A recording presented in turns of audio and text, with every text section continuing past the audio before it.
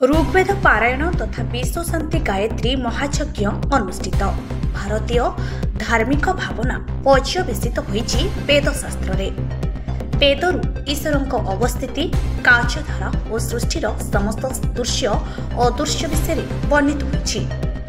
किंतु दुखर विषय एहि जे भारतीय धर्मधारा रे वेदर प्रचार प्रसार होई पारु नाही बोली आयोजित गायत्री यज्ञ रे वेदज्ञ स्वामी देवानंद सरस्वती जी मतव्यक्त करथिले।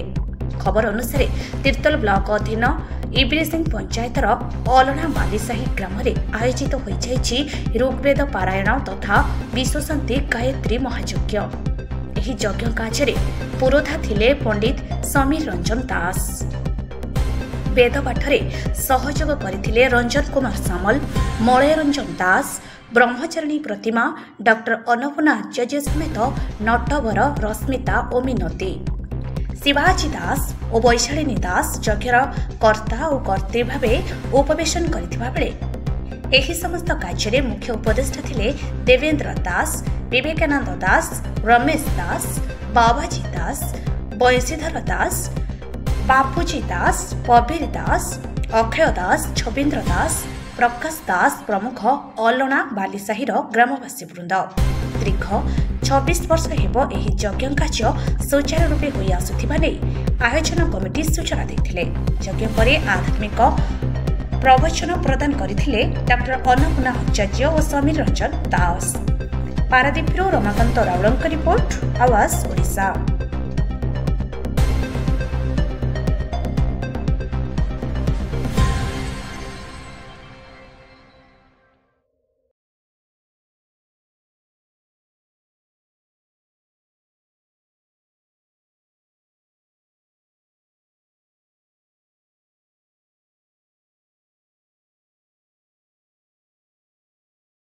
ମାନେ ମୁଁ आर्य समाज सन्यासी स्वामी देवानंद सरस्वती। यज्ञ विषय तो माँ अन्नपूर्णा बहुत व्याख्या करी यज्ञ विषय कौन कहि एति कहि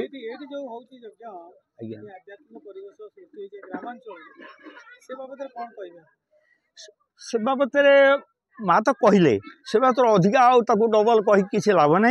किंतु ईश्वर विषय में ये कहि ईश्वर सारा विश्व संसार सृष्टिकर्ता, पालनकर्ता, धारणकर्ता, रक्षाकर्ता, संहारकर्ता एवं मुक्तिदाता होती। आम समस्त पिता, माता, बंधु, सखा, सहोदर, अतिथि सबकि ईश्वर आमर सबकि अटंती।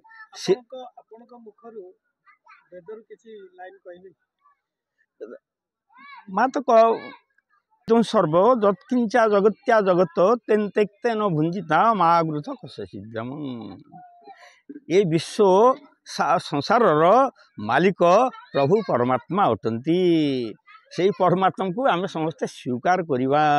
से परमात्मा को स्वीकार करने मानवाई जेते पूजा पद्धति कर्म कांड ये सब तीर्थ व्रत जेते सब चली ईश्वर को स्वीकार करने। किंतु ईश्वर सर्वव्यापक अटंती, सर्वभूतेषु अटंती। ईश्वर पुरी अछंती सकल स्थान रे। ईश्वर नथिबा स्थानटी नाही विश्व संसारे। ईश्वर व्यापिकी अछंती। कीटपतंग तरुतृण सकल घटे नारायण। शास्त्र प्रमाण करिसंती सकल घट देवालय विराजी छंती। दयामय दयासागर नरहरि सकल घटे छंती पुरी। जगत समीरण ज्योति कियबा सलील धरित्री नदी सरित वृक्षगण पर्वत स्थावर जंगम ये सब ईश्वर शरीर प्राणी को बाह्य अभ्यंतर निश्चय जानी दृढ़चिते प्रणाम करुथिब निते। ईश्वर सर्वव्यापक सबुठारे अछंती। सबुरी भितरे बाहरे बहि अंतश्च भूतानम अचरम चरमे वच सूक्ष्मता तत्विज्ञ दूरस्तु शांति। आम अंतर भितर ईश्वर अछंती। ईश्वर जेते जीव सब सृष्टि करिसंती सब जीव ठारू आमर ये मानव शरीर सबुठारू श्रेष्ठ। सर्व शरीर मध्य सार दुर्लभ नर कलेवर सुर्लभ नाभ रूप घटे बंधन भव सिंधु दटे। यही शरीर रे आम ईश्वर परमात्मा को साक्षात करी दर्शन करी मुक्ति लाभ करवा। ये जो शरीर मिली ये हूँ सबुठारू श्रेष्ठ शरीर। ये हूँ ईश्वर असली मंदिर। ए मंदिर आकाश रे उड़ुची, पर्वत रे चढ़ुची, समुद्र रे बुड़ुची, ଚାଲୁଛି ବୁଲୁଛି ବସୁଛି ଖାଉଛି ଆମେ ଯେତେ ସବୁ ମନ୍ଦିର ଆମେ କରିଛେ ଏ ସବୁ ନକଲି ମନ୍ଦିର। ଏ ମନ୍ଦିର ପୂର୍ବକୁ ମୁହଁ ହେଇଛି ତା ଉତ୍ତରକୁ କି ପଶ୍ଚିମକୁ ହେଇପାରିବ ନାହିଁ। ଆଉ ଏ ଯେଉଁ ଈଶ୍ୱରଙ୍କର ଚଳନ୍ତି ମନ୍ଦିର ଏ ମନ୍ଦିର ହେଲେ ସବୁକିଛି କରିପାରିବ, ଅତି ଅସମ୍ଭବକୁ ସମ୍ଭବ କରିପାରିବ। ଜୀବନ ଏକ କ୍ଷଣ ପି ନ ପୂର୍ଣ୍ଣ କୋଟି ସ୍ୱର୍ଣ୍ଣେ ଭି ସଚେ ନିରର୍ଥକ ନିତ୍ୟ କାନୁହାନି ତତୋଧିକ। ଜୀବନର ଗୋଟିଏ କ୍ଷଣ ଗୋଟିଏ ମୁହୂର୍ତ୍ତ ଆଖିର ଗୋଟିଏ ପଲକ ଶ୍ୱାସର ଗୋଟିଏ କ୍ରିୟା କୋଟିଏ ସୁନା ମୁଣ୍ଡା ଦେଲେ ମିଳିବନି। ଏତେ ଦୁର୍ଲଭ ଏତେ ଚମତ୍କୃତ ଏତେ ଆଶ୍ଚର୍ଯ୍ୟ ଏତେ ଅବର୍ଣ୍ଣନୀୟ ଏ ଯେଉଁ ଶରୀର ଏ ଶରୀର ଏଇଥିପାଇଁ ମିଳିଛି ଈଶ୍ୱର ଯାହା କିଛି ସୃଷ୍ଟିରେ ତିଆରି କରିଛନ୍ତି ସବୁ ଜୀବଗଣଙ୍କର ମଙ୍ଗଳ ପାଇଁ ସମାଜର ମଙ୍ଗଳ ପାଇଁ ସୃଷ୍ଟି କରିଛନ୍ତି। କିନ୍ତୁ ଏ ଯେଉଁ ଶରୀର ମନୁଷ୍ୟକୁ ମିଳିଛି ଠିକ୍ ସେଇଭଳି ସବୁକିଛି ତ୍ୟାଗ କରିବା ପାଇଁ। ଏତକ ଆମର ବୁଝିବା ଦରକାର ଯେ ଈଶ୍ୱର ସୂର୍ଯ୍ୟଙ୍କୁ ସୃଷ୍ଟି କଲେ ସୂର୍ଯ୍ୟଙ୍କର ଯେଉଁ ଆଲୋକ ଯେଉଁ ତେଜ ଏସବୁ ଈଶ୍ୱରଙ୍କର ଅଟେ। ସୂର୍ଯ୍ୟଙ୍କର ଯେଉଁ ଦକ୍ଷତା ବୋଲି ଆମେ ସବୁ ସ୍ୱୀକାର କରୁଛୁ ସୂର୍ଯ୍ୟ ଜଡ଼ ଅଟନ୍ତି ଈଶ୍ୱର ଚେତନ ଅଟନ୍ତି ସବୁ ଶକ୍ତି ଈଶ୍ୱରଙ୍କର ଅଟେ। ଠିକ୍ ସେଭଳି ପବନକୁ ସୃଷ୍ଟି କରିଛନ୍ତି ପବନର ଯାହା କିଛି ଶକ୍ତି ପବନ ଜଡ଼ ଅଟେ ସବୁ ଶକ୍ତି ସାମର୍ଥ୍ୟ ସବୁକିଛି ଈଶ୍ୱରଙ୍କର ଅଟେ। ଜଳର ଯେଉଁ ଶକ୍ତି ସାମର୍ଥ୍ୟ ଅଗ୍ନିର ଯେଉଁ ଶକ୍ତି ସାମର୍ଥ୍ୟ ସବୁ ଈଶ୍ୱରଙ୍କର ଅଟେ। ଏ ବିଶ୍ୱ ସଂସାରରେ ଯେତେ ଯାହା ସବୁ ଆମେ ଦେଖୁଛେ ଯାହା ଶୁଣୁଛେ ଯାହା ବୁଝୁଛେ ଆଉ ଯାହା ସ୍ପର୍ଶ କରୁଛେ ଯାହା ଗନ୍ଧ ବାରୁଛେ ଯେଉଁ ଖାଦ୍ୟ ସବୁ ଖାଉଛେ ଇଏ ସବୁ ଈଶ୍ୱରଙ୍କର ସୃଷ୍ଟ। ଈଶ୍ୱରଙ୍କ ବ୍ୟତୀତ ଦ୍ୱିତୀୟ ଶକ୍ତି ନାହିଁ। परमात्मने नमः सर्वदेवेभ्यो नमः पितृमातृ चरण कमलेभ्यो नमः। मो परिचय मो समीर रंजन दास ब्राह्मण परिवार जन्म आर्य समाज रे वेदर प्रचार कार्य कर जगतसिंहपुर जिला तेना ब्राह्मणपुर जेहेतु जन्म होती तेना वेद पठन करने जो अभिलाष थिला मु प्रथम सत्संग कार्य करुली। स्वामी ब्रह्मानंद सरस्वती ओडिशार कर्मयोगी स्वामी ब्रह्मानंद सरस्वती सहित साक्षात्कार है। तेना से कहले जे तुम्हें ब्राह्मण कूल जात हो वेद देखी आम कहल ना तो आम वेद देखी ना ना ताले वेद पढ़ापी जदि हम ताले तू वैदिक धर्म बा आर्य समाज रे तू आसिक बेसिला वेद पठन करू। तेणु जहाँ सुदयारू आम से वेद को देखा समर्थ हेलु तुम वैदिक कर्मकांड आगुरी तो ब्राह्मण कूल थिलु तेणु वैदिक कर्मकांड एवं वेद प्रवचन ये सब कार्यक्रम जोग दूसु। यहाँ सर्वप्रथम ये गाँव जन पिला मो पाखु जाइथिला से जाकर कही यज्ञ कथा कि ग्रामवासी के एकत्रित हेले ना ना यज्ञ कार्य हो पारा ना। तेणु यही भाव में 2 वर्ष से साकल्य घृत इत्यादि संग्रह कर आमर एक अनुष्ठान अच्छे नाउगुड़ा दक्षिणेश्वर वैदिक विचार मंच से से घी साकल्य को देदेव हो पारे गाँ लोक बसुना टे चल मुझे से गाँव को एकजुट कर अनुष्ठान आरंभ करी। यहाँ 26 वर्ष ए वर्ष को है 26 वर्ष। तेणु तापर धीरे धीरे एकुटिया करूली बाहर विद्वान मानक आनिली अन्य विद्वान मैंने ओडिशार सब विद्वान मैंने आसिले प्रवचन इत्यादि कार्यक्रम सब चले।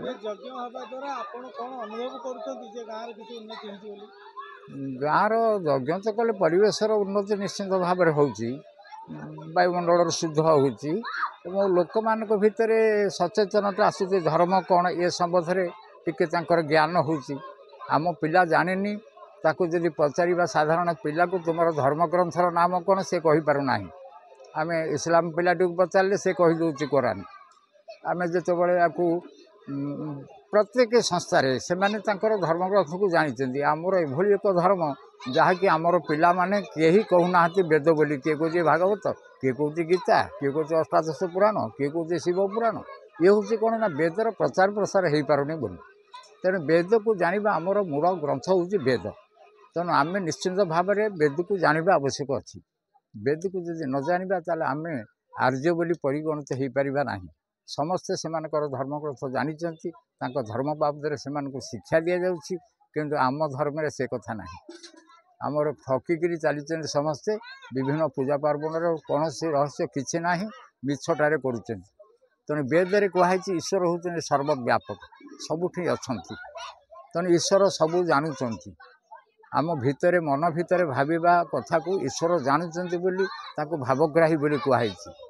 आम जिते भूल कार्य करने को जाऊँ कौन निछाटिया स्थान अंधारुआ स्थान बाछुची ईश्वर जदि सर्वव्यापक आम भावना था आम से भली जगह बाछि न था तेणु यही भाव में तेणु वेद मनुष्य को भल मनुष्य हबार मार्ग बताए तेणु आम केमती भल मनुष्य हवा और ईश्वर को जानिबा आम ईश्वर जो पूजा पार्वण इत्यादि आम करुचे से ईश्वर पूजा नुहे ता हूँ एक भ्रांत धारणा लोकंर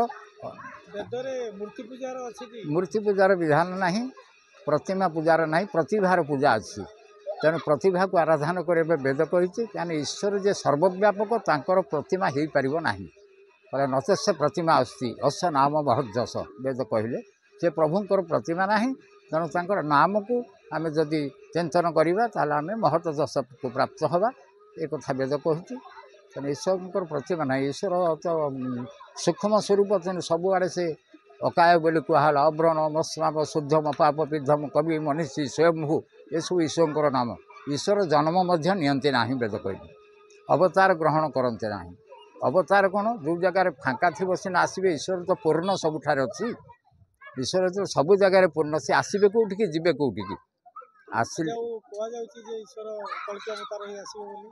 से अवतार वेद स्वीकार करे ना वेदरे अवतार बाद ना ईश्वर अवतार नियंते अवतार नौचले जहाँ आम कृष्ण राम मर्यादा पुरुषोत्तम राम कृष्ण आपको आम अवतार आम एक अवतार नुह कि जी अवतार न कला सी अवतार तेणु ईश्वर अवतार ना अवतार हेले मनुष्य संकीर्ण बा छोट हो मुझे अच्छी मो घरे खोजिले पाइबे ना ईश्वर एठी सेठी सर्वत्र से परिव्याप्त तेणु ईश्वर अवतार नियंते ना अवतार नेले तांकर शक्ति क्षीण हो एक समाज लोक को आपण कौन शिक्षा देबे वेद विषय वेद हूँ एकमात्र सत्य विद्यार ग्रंथ तेणु वेद को समस्ते पढ़ा पढ़ा शुणा शुणा ये हूँ प्रत्येक आर्य मानकर कर्तव्य तेणु वेद को जानिले आम भ्रांति पढ़ा ना जो भूल मार्गे चलुचु तेणु ताकू ये श्रुति निषेध गीतार कहले ए घटे जगन्नाथ अच्छी मिछरे प्रतिमा पूजुची प्रतिमा होता किंतु रिसर्च करके देखा जाता जो प्रतिदिन यज्ञ होता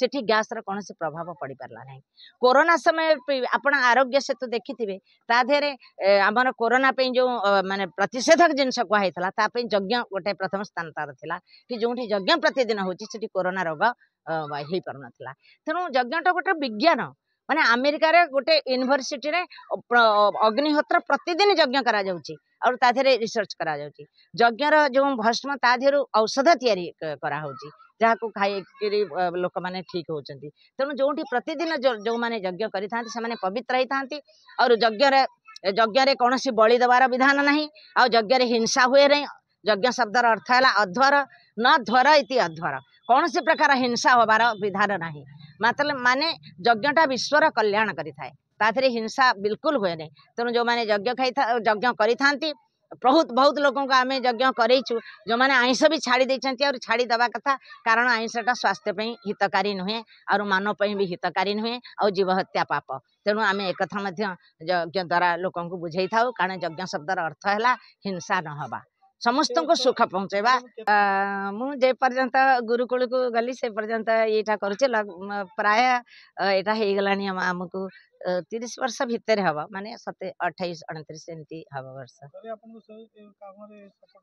हाँ यज्ञ समस्ते कर मो भौणी मैंने समस्ते से माने भी आइंष कहीं खाते और यज्ञ या प्रति पूरा श्रद्धा रखिंट घरे तो छड़ा मुझे गुरुकुल आचार्य अच्छी बहुत झील मानकर जीवन से निर्माण होची जो मानकर घरे भी से झील मैंने सब जाइकरी यज्ञ करुँच यार प्रचार आ तो विदेश भी जाइकरी मॉरिशस ऑस्ट्रेलिया आउ नेदरलैंड इत्यादि बहुत जगह को मुझे विदेश भी जाइए आउ सेठी मध्य यज्ञ एवं प्रवचन सब करुँची।